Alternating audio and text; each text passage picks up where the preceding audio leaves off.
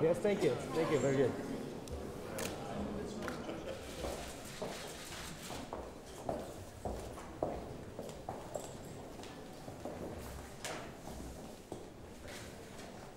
Tas, ko mēs esam visi viensprāts, gan Latvijas prezidentūra nākošā, gan Eiropas parlaments, ka mums kopā jāstrādā Eiropas pilsoņiem.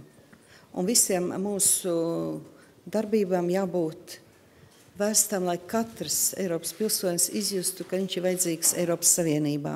Mums ir 3 galvenās prioritātes. Vispirms tā ir Eiropas konkurētspēja un izaugsme, kur ir 2 galvenie jautājumi, ko mēs risināsim. Tā ir sagatavot nepieciešamo tiesiskos aktus, lai varētu ieviest Junkera kunga izstrādātu investīciju programmu. Un otrs, tas ir darbs pie enerģētikas savienības. Otra Latvijas prioritāte tā ir digitālā darba kārtība, kur mums ir konkrēti jautājumi, kas ir izskatāmi un ko mēs ceram arī akceptēt nākošajā pusgadā. Un trešajā prioritāte ir Eiropas Savienības loma pasaulē. Un šeit mēs gatavojam Rīgas samitu, kas būs maija otrajā pusē, kur piedalīsies mūsu kaimiņu valstu prezidenti un arī, protams, Eiropas Savienības valstis. Ich glaube, wir müssen uns konzentrieren in den nächsten 6 Monaten, die vor uns liegen. Wir wollen den Juncker-Plan, das 300 Milliarden Investitionsprogramm, wirksam werden lassen. Europa braucht Wachstum, aber wir brauchen Wachstum nicht als Selbstzweck, sondern wir brauchen dieses Wachstum vor allen Dingen, um Arbeit zu schaffen. Der digitale Binnenmarkt, das ist der Rohstoff des 21. Jahrhunderts, sind Daten.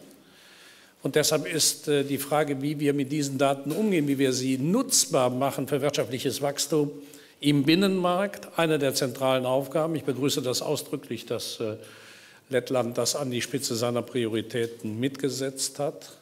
Die Energieunion, wir brauchen eine energiepolitische Kooperation, die uns auch energieunabhängiger macht. Ich glaube, das ist in einem Land wie dem Ihrigen nicht erklärungsbedürftig. Deshalb ist die Energieunion und auch der Energiebinnenmarkt, die damit verbundenen Investitionen übrigens in die notwendigen Netze, können ein Teil des Juncker-Plans sein. Da verbindet sich Energiepolitik und Wachstumspolitik. Das gilt übrigens auch für den Binnenmarkt bei der digitalen Agenda.